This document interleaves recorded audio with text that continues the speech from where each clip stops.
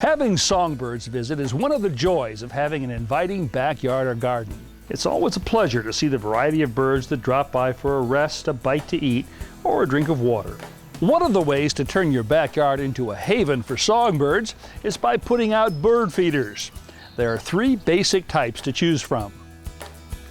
A hopper feeder has four walls and a top to protect food from the elements.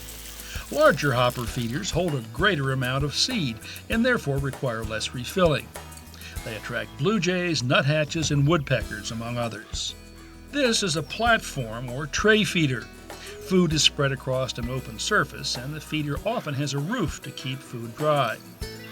This is the easiest feeder to fill and attracts cardinals, black-capped chickadees, and tufted titmice. A tube feeder is a tower of sorts with several ports and perches. The size of these ports and perches determines the type of birds that will visit. Sometimes called a silo feeder, it attracts a variety of finches. Place feeders where birds can easily see them, since most birds find food by sight rather than smell. Put feeders in quiet areas, but make sure they're located where you can view them, such as a kitchen, dining, or living room window. And choose a convenient spot that makes it easy for you to refill no matter what the weather.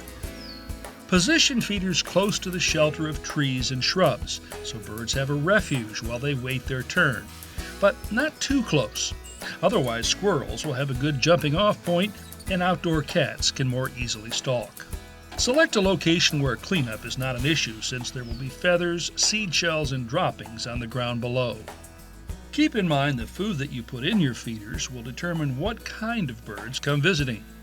Choose a blend that attracts desirable songbirds, but doesn't appeal to aggressive varieties that can take over feeders and intimidate others. And remember, birds need water as much as they need food.